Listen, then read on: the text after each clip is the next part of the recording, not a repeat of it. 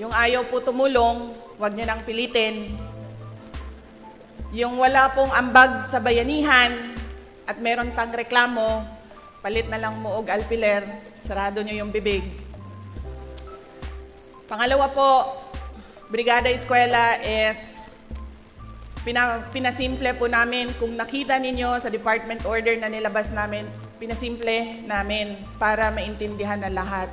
It is just making our schools functional, clean, and orderly inside and outside the classrooms and within the school sites. Ibig po sabihin, tanggalin nyo yung lahat ng mga clutter, ng mga dumi, ng mga nakatambak dyan sa loob ng classrooms at sa loob ng eskwelahan.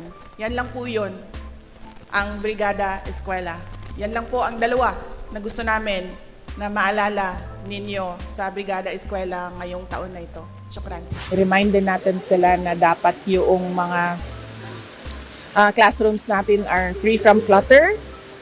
So alisin yung mga decoration, mga nakadikit, kung ano yung mga nakasulat, lahat yon dapat malinis ang ating classrooms so that ang attention ng ating mga estudyante ay nandoon sa teacher sa harap or doon sa libro or sa ginagawa nila doon sa harap Yung nila. ayaw po tumulong, huwag niyo nang pilitin. Yung wala pong ambag sa bayanihan at meron pang reklamo, palit na lang mo og alpiler, sarado nyo yung bibig. Pangalawa po, Brigada Eskwela is pinasimple po namin. Kung nakita ninyo sa department order na nilabas namin, pinasimple namin para maintindihan ng lahat.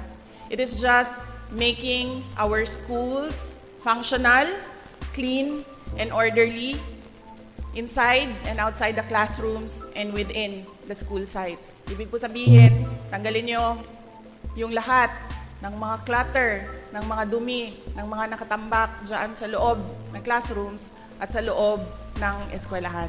Yan lang po yun, ang Brigada Eskwela.